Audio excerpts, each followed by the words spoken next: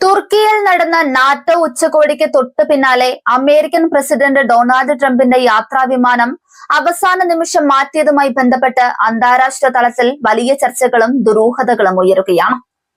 അത്യാധുനിക സൗകര്യങ്ങളോടെ അടുത്തിടെ മാത്രം പുതുക്കി പണിത ഖത്തർ സമ്മാനിച്ച വിമാനത്തിൽ തുർക്കിയിലെത്തിയ ട്രംപ് അവിടെ നിന്ന് മടങ്ങിയത് പതിറ്റാണ്ടുകൾ പഴക്കമുള്ള യുഎസിന്റെ പരമ്പരാഗത എയർഫോഴ്സ് 1 വിമാനത്തിലായിരുന്നു. അമേരിക്കയും ഇറാനും തമ്മിലുള്ള സൈനികവും നയതന്ത്രപരവുമായ സംഘർഷങ്ങൾ അതിന്റെ പരകോടിയിൽ നിൽക്കുന്ന ഘട്ടത്തിൽ സംഭവിച്ച ഈ വിമാനം മാറ്റൽ കേവലം യാദൃശ്ചികമല്ലെന്നും ഇതിനു പിന്നിൽ അതീവ ഗുരുതരമായ സുരക്ഷാ കാരണങ്ങളുണ്ടെന്നുമാണ് യുഎസ് ഉദ്യോഗസ്ഥരെ ഉദ്ധരിച്ച് പുറത്തുവരുന്ന പുതിയ വിവരങ്ങൾ വ്യക്തമാക്കുന്നത്. തുർക്കിയുമായി അതിർത്തി പങ്കിടുന്ന ഇറാനിൽ നിന്ന് വധശ്രമം ഉൾപ്പെടെയുള്ള ഭീഷണികൾ ട്രംപ് നേരിടുന്നുണ്ടെന്ന പരസ്യ വെളിപ്പെടുത്തലുകൾക്ക് പിന്നാലെയാണ് ഈ നീക്കമെന്നതും ഇതിന്റെ ഗൗരവം വർദ്ധിപ്പിക്കുന്നുണ്ട്. താൻ ഇറാന്റെ വധപട്ടികയിൽ ഒന്നാമതാണെന്ന് ട്രംപ് തന്നെ ഉച്ചകോടിക്ക് ശേഷം വാർത്താ സമ്മേളനത്തിൽ വ്യക്തമാക്കുകയുണ്ടായി. പശ്ചിമേഷ്യയിൽ അമേരിക്കൻ സൈന്യവും ഇറാനും തമ്മിൽ നേരിട്ടുള്ള മിസൈൽ ഡ്രോൺ ആക്രമണങ്ങൾ കൈമാറുന്ന ഈ നിർണായക സാഹചര്യത്തിൽ ഇറാന്റെ വ്യോമാതിർത്തിക്ക് തൊട്ടടുത്തുള്ള അങ്കാറിയിൽ നിന്ന് പ്രസിഡന്റിനെ സുരക്ഷിതമായി പുറത്തെത്തിക്കുക എന്നത് രഹസ്യാന്വേഷണ ഏജൻസികൾക്ക് വലിയൊരു വെല്ലുവിളിയായിരുന്നു. ഈ യാത്രാമാറ്റത്തെക്കുറിച്ച് ട്രംപ് ഭരണകൂടം നൽകുന്ന ഔദ്യോഗിക വിശദീകരണം തികച്ചും ലളിതമാണ്.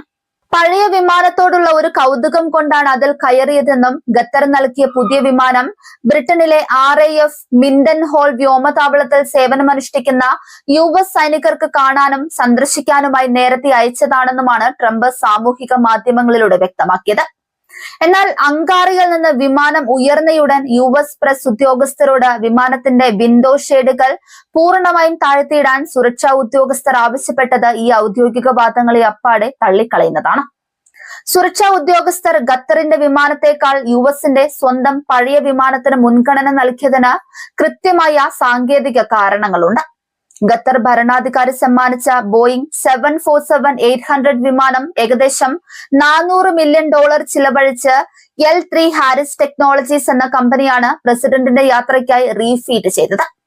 ഈ വിമാനം അടുത്തിടെ മാത്രമാണ് സർവീസിൽ പ്രവേശിച്ചത്. എന്നാൽ ഈ വിമാനത്തിന്റെ ചിത്രങ്ങൾ വിശകലനം ചെയ്ത പ്രതിരോധ വിദഗ്ധർ ചൂണ്ടിക്കാണിക്കുന്നത് ശത്രുക്കളുടെ മിസൈലുകളെ വഴിതിരിച്ചുവിടാനുള്ള നൂതന ഡിഫൻസീവ് കൗണ്ടർ മെഷീൻ സംവിധാനങ്ങളോ മിസൈൽ ഡിറ്റൻഷൻ സാങ്കേതിക വിദ്യകളോ ഇതിൽ പൂർണ്ണതോതിൽ സജ്ജീകരിച്ചിട്ടില്ല എന്നാണ്. അതേസമയം അമേരിക്കയുടെ പാരമ്പര്യമായി ഉപയോഗിക്കുന്ന VC-25A എയർഫോഴ്സ് 1 വിമാനം ശീതയുദ്ധകാലത്തിന്റെ അവസാനത്തിൽ നിർമ്മിക്കപ്പെട്ടതാണെങ്കിലും അത് കോമ്പാക്ട് സോണുകളുടെ പറക്കാൻ തക്ക സുരക്ഷാ കോട്ടയാണ്. ഒരാണവ സ്ഫോടനത്തിൽ നിന്നുണ്ടാകുന്ന വൈദ്യുത കാന്തിക തരംഗങ്ങളെ പ്രതിരോധിക്കാനുള്ള ശേഷി, ആകാശത്ത് വെച്ച് തന്നെ ഇന്ധനം നിറയ്ക്കാനുള്ള സംവിധാനം, ശത്രുക്കളുടെ റഡാറുകളെയും മിസൈലുകളെയും ജാം ചെയ്യാനുള്ള അത്യാധുനിക പ്രതിരോധ സംവിധാനങ്ങൾ, കൂടാതെ വിമാനത്തിനുള്ളിൽ തന്നെയുള്ള സർജറി തിയേറ്റർ എന്നിവ ഈ പഴയ വിമാനത്തിനുണ്ട്.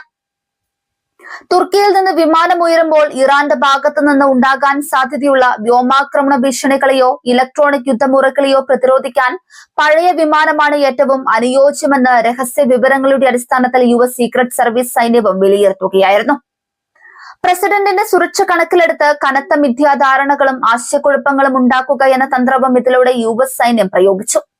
ഒരേ സമയം 2 വിമാനങ്ങളും തുർക്കിയിൽ നിന്ന് പറന്നുയരുകയും ഇതിൽ യഥാർത്ഥത്തിൽ പ്രസിഡന്റ് ഏത് വിമാനത്തിലാണ് ഉള്ളതെന്ന് ശത്രുക്കൾക്ക് മനസ്സിലാക്കാൻ കഴിയാത്ത വിധം ആശയക്കുഴപ്പമുണ്ടാക്കുകയും ചെയ്തു.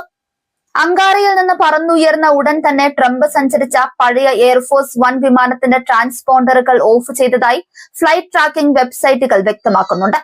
റഡാറുകളിൽ നിന്നും ഫ്ലൈറ്റ് ട്രാക്കറുകളിൽ നിന്നും വിമാനം അപ്രതീക്ഷിതമാകുന്ന ഈ രീതി അതീവ അപകട സാധ്യതയുള്ള മേഖലകളിൽ സഞ്ചരിക്കുമ്പോൾ മാത്രം ഉപയോഗിക്കുന്ന ഒന്നാണ്. അതേസമയം ഖത്തറിന്റെ പുതിയ വിമാനം റഡാറുകളിൽ വ്യക്തമായി കാണാമായിരുന്നതാണ്. ഹോർമസ് കടലിടുക്കിൽ വെച്ച് ഇറാന്റെ ഭാഗത്തു നിന്നുണ്ടായ ആക്രമണങ്ങൾക്ക് മറുപടിയായി യുഎസ് സൈന്യം ഇറാനിലെ താവളങ്ങൾക്ക് നേരെ ശക്തമായ വ്യോമാക്രമണം നടത്തിയ തൊട്ടടുത്ത ദിവസങ്ങളിലാണ് നാറ്റോ ഉച്ചകോടി നടന്നത്. ഈ സാഹചര്യത്തിൽ തുർക്കി അതിർത്തിക്കപ്പുറത്ത് ഇറാന്റെ മിസൈൽ യൂണിറ്റുകൾ അതീവ ജാഗ്രതയിലായിരുന്നു. ഇറാന്റെ ഭാഗത്തു നിന്ന് നേരിട്ടുള്ള ഒരു ആക്രമണം വ്യോമമാർഗത്തിൽ ഉണ്ടാകാനുള്ള സാധ്യത തള്ളിക്കളയാൻ സുരക്ഷാ ഏജൻസികൾക്ക് കഴിയില്ലായിരുന്നു.